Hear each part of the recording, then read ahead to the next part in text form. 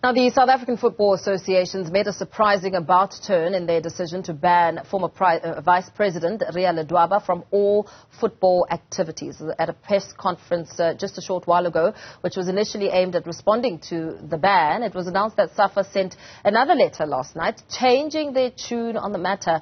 Benjamin Leshoro has been following those proceedings and joins us now. Benjamin, a very good afternoon to you. We heard Ria Ledwaba briefing the media today, talking about how all of this is a demonstration that the organization has completely collapsed.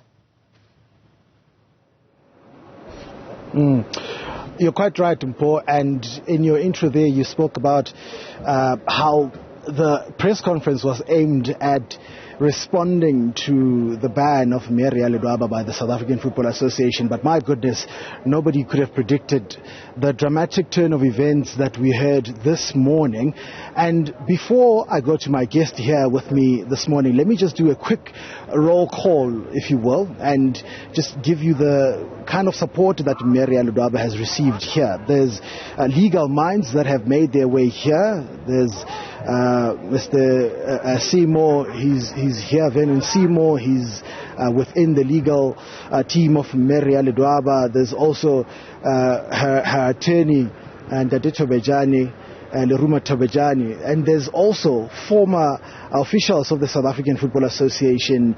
I'm talking about former CEO Gay Mukwena, former CEO Dennis Mumble, former CEO Leslie Sidibe, who actually is joining me at the moment to talk about the drama that we've seen here today. And what we know now is that the letter was sent last night to Ria Ledwaba from the office of the CEO of SAFA, who is Lydia Munyepao, saying they regret having sent the letter on the 6th of March, essentially withdrawing that persona non grata declaration of Ria Ledwaba and effectively lifting the ban.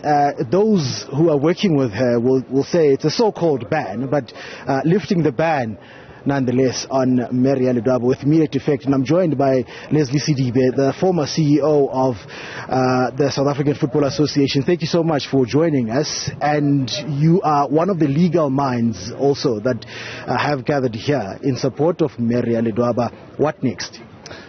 Well, a couple of things that are going to, we need to focus on.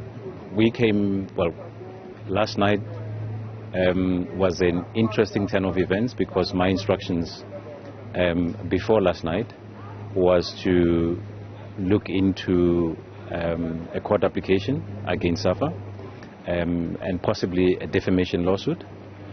But all of these things obviously have been overtaken by the sudden turn of events. I think the decision to withdraw the letter is a correct decision. This is something that SAFA should not have done in the first place. It is completely out of order. So what we are waiting for now is for SAFA to formally apologize for declaring Ria Ledwaba a persona non grata, basically suggesting that she's an unwelcome person. You don't treat people who have contributed to the beautiful game of football in this particular manner. So that's the first thing. The second thing is we know about the raid at the Hawks, by the Hawks at the SAFA house. CAF has called on SAFA to provide an explanation. We will be requesting a reply, a copy of their response to CAF, and if they don't, we will file an application, a court application. So in the meantime, we will be filing a by-year application in terms of the Promotion of Access to Information Act, Section 53, calling on SAFA to make that information publicly available. SAFA, like FIFA, exercises public power and in the public interest, and they have a responsibility to be open and frank and tell South Africans what actually is going on within SAFA. The third thing that's going to happen is I have been approached by certain SAFA structures to bring an application to declare some of the members of the NEC, including Danny Jordan, as a delinquent director, because this madness that's going on at SAFA House cannot continue. But for now, we await the appeal process that was filed by Ms. Ria Ledwaba in response to the judgment that SAFA is seeking to rely on. So there's going to be quite a lot happening at SAFA House. We're going to keep them very busy. So what exactly is the aim now? I hear you talking about an apology that you are seeking from the president of the association, Danny Jordan, for the declaration of persona non grata. But is there anything else that you are looking for? Has there been a formal response to the letter that was sent last night by the office of the CEO? Well, we haven't. Obviously, we had this press conference to focus on, and we will therefore be writing to SAFA to address a number of issues, and one of those will be a formal request for access to information. We've requested some of this information, by the way, to the financials. Interesting that in his report today, Kay Mokoena spoke about a resolution that was taken in 2013 for SAFA to reduce the size of the NEC. Well, personally, having been involved in the SAFA structure, that decision actually, there was a directive from FIFA during my term as CEO in 2010 to reduce that directive came in September of 2010 to say the size of your NEC is too big. SAFA's money is being wasted on people who sit in committees, who sit on the SAFA NEC and are adding no value. And so one of the things that needs to happen is, first of all, I think SAFA it's important for SAFA to follow its own statute. It's important for SAFA to abide by its own statute, but most important is about the rule of law. The most important issue, of course, is we are talking here about the development of the game of football. And that's where the focus should be. I was telling somebody here that one needs to ask yourself the question, how old was Kylian Mbappe when South Africa played against France in Bloemfontein? What happened? I mean, the French team was in absolute turmoil and absolute chaos. And in less than 10 years, the French team, look where they are today. So it can be done. The biggest issue that needs to happen within SAFA is that there needs to be a restoration of a governance committee, of governance inside SAFA. And Ms. Ria Ledwaba spoke about FIFA's own responsibility to introduce a normalization committee, because the situation at SAFA is abnormal and it requires normalization. Just as we close it, Ndadisidibe, you are still going to court. You are still... Absolutely.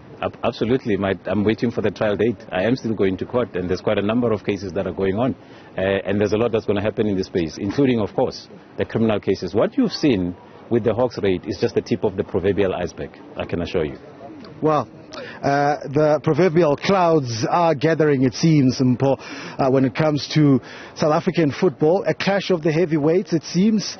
Ria Ledwaba, confirmed by Leslie Sidibe here, is still going to court despite being, her ban being lifted, so to speak, by the association from this morning. So what we do know, again, you would have heard Leslie Sidibe mentioning CAF, the Confederation of African Football. They have also sent a letter to SAFA demanding an explanation of what is happening with all the criminal allegations that have been thrown at the association, and they have to answer to the Confederation of African Football, and they've been given a time frame to do that, to explain the raid that was conducted by the Hawks last week. So that's what we're hearing. That is the latest from Ria Ledwaba's response to the ban by the South African Football Association. Very well, Benjamin Leshoro, bringing us up to speed there with our leading story this afternoon.